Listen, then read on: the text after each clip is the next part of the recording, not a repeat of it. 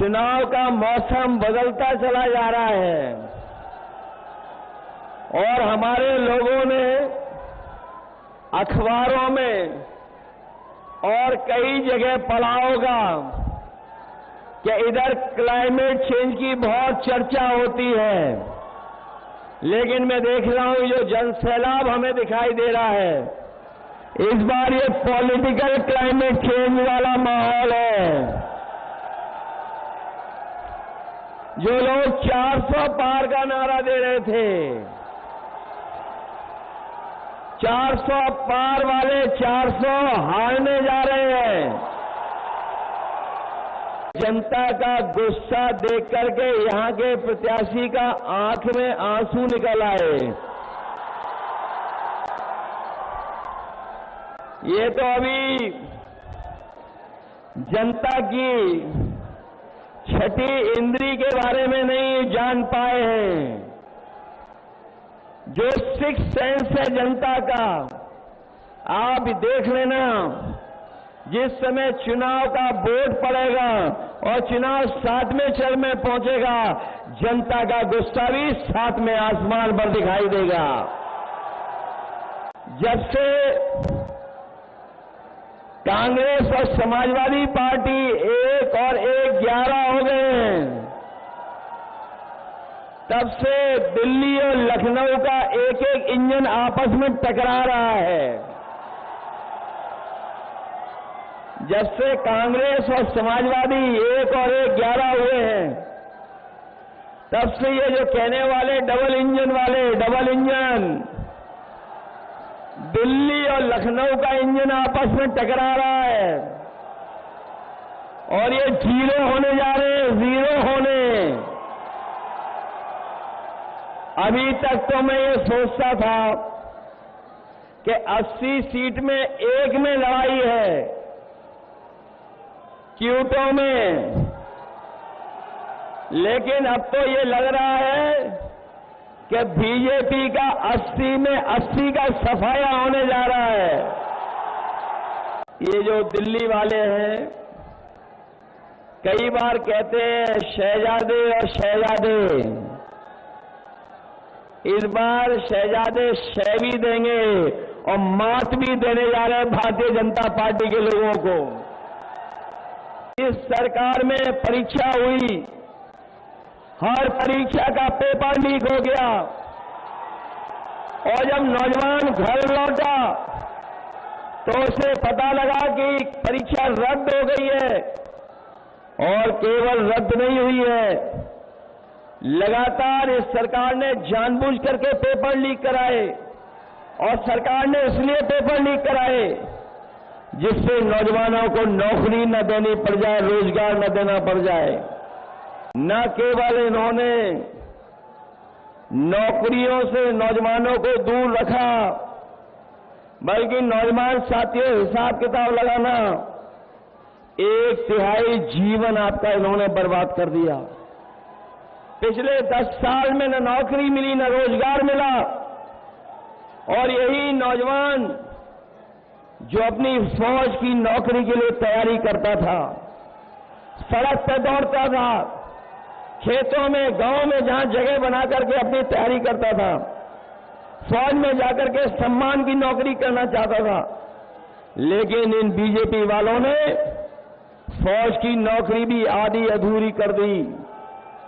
मैं अपने नौजवानों से कह के जा रहा हूं,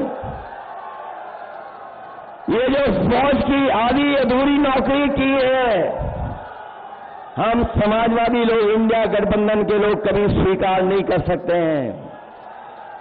सरकार बनेगी, सरकार में जो नौकरियां खाली हैं 30 लाख, वो नौकरियां तो भरी जाएंगी, नौजवानों को नौकरी दी जाएंगी। साथ ही साथ जो फौज की आधी अधूरी नौकरी है, अग्निवीर को हमेशा हमेशा के लिए खत्म कर दिया जाएगा। जब कभी भी कोई इनसे इलेक्टोरल बॉन्ड के बारे में पूछे तो बताओ कोई जवाब है इनके पास कि नहीं है? ये इलेक्टोरल बॉन्ड के बारे में चर्चा नहीं कर रहे, क्योंकि इलेक्टोरल बॉन्ड ने इनके भ्रष्टाचार की पोल खोल दी और इलेक्टोरल बॉन्ड ने इनका बैंड बजा दिया पूरे देश और दुनिया में। ये संविधान रहेगा तो हमें आपको अधिकार मिलेंगे, ये संविधान रहेगा तो हमें न्याय मिलेगा। यही संविधान है जो हमें आरक्षण दिलाता है। यही बाबा साहब भीमराव अम्बेडकर जी का संविधान हमारे और आपके लिए संजीवनी है, संजीवनी। इसलिए जहां 2024 का चुनाव सरकार बदलने का है, वहीं संविधान बदलने का भी चुनाव ये 2024 का है। 5वें चरण के चुनाव तक मैं कहता था कि 80 लोकसभाओं में एक सीट पर लड़ाई है, वरना पूरी सीटें इंडिया गठबंधन जीत रहा है। लेकिन जिस समय प्रयागराज का समर्थन मिला है, इधर आजमगढ़ और आजमगढ़ से आगे जो समर्थन मिल रहा है, इधर जो जौनपुर वालों ने तैयारी कर ली है इस बार तो लग रहा है कि देश के प्रधान सांसद जी अपनी क्यूटो लोकसभा से भी हारने जा रहे हैं।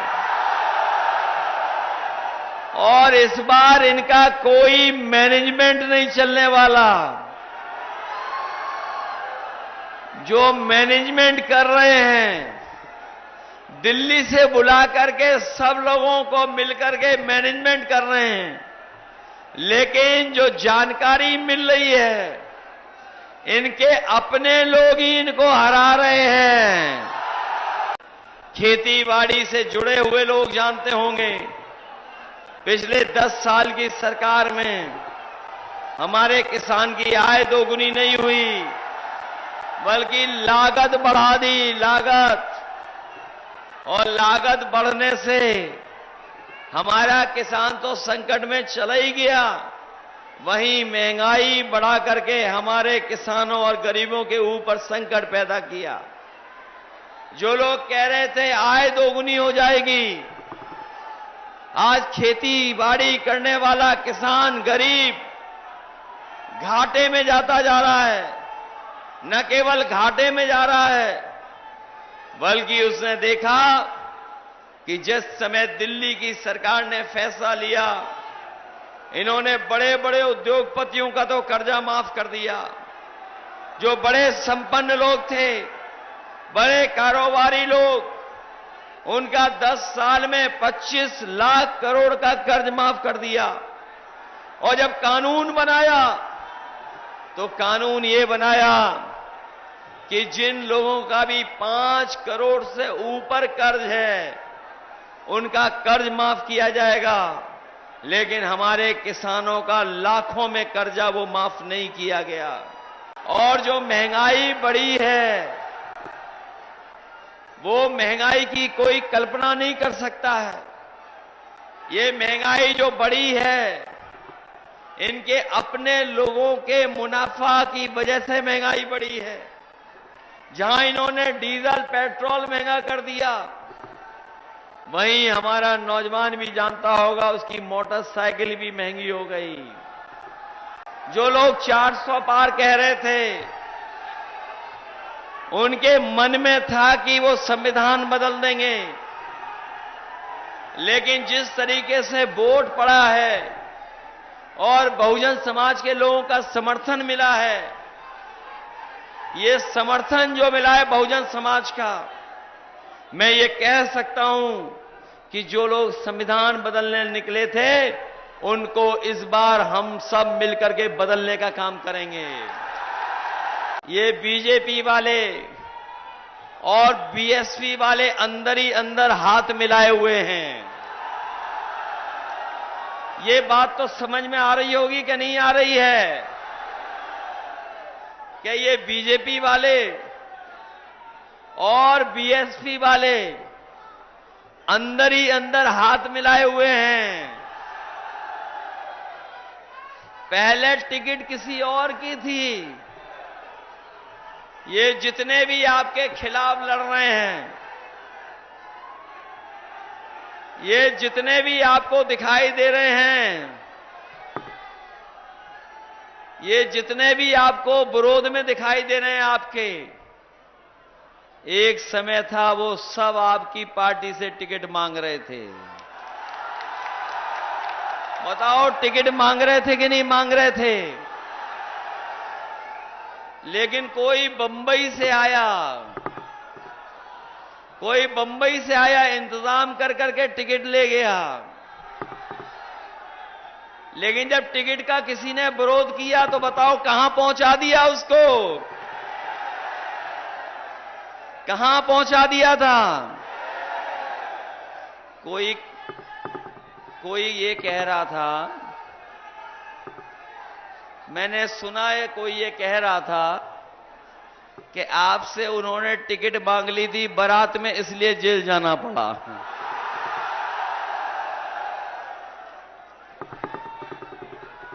जेल गया कोई, और फिर जेल से बाहर आकर के क्या हो रहा है? बताओ, ये खेल हम लोगों को समझ में नहीं आता क्या? और जब से हम लोगों ने पीडीए परिवार को बढ़ाना शुरू किया है, जब से पीडीए परिवार हम लोगों ने बढ़ाना शुरू किया है, ये भारतीय जनता पार्टी के लोग घबराए हुए हैं। ये घबरा गए हैं। पी फॉर पीडीए है और पी फॉर पूर्वांचल भी है। इस बार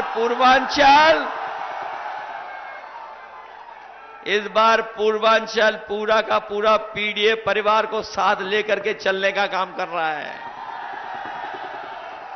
इनका इस बार पूर्वांचल के लोग ही विदाई करने जा रहे हैं। ये बीजेपी के लोगों का स्वागत तो हुआ था 2014 में, लेकिन इस बार उत्तर प्रदेश के लोगों ने विदाई की भी बहुत बढ़िया तैयारी की हुई है, बड़ी धूमधाम से इनकी तैयारी की है। बताओ, इनकी विदाई करोगे कि नहीं करोगे?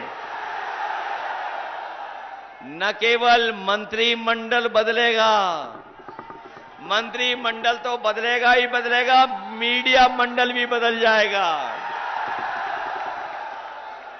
और ये इलाका तो वो रहा है जिसने सामाजिक न्याय की लड़ाई को हमेशा मजबूत बनाने का काम किया है, सामाजिक न्याय की लड़ाई को मजबूत बनाने का काम किया है। कि जब से चुनाव पूर्वांचल की धरती पर आया है,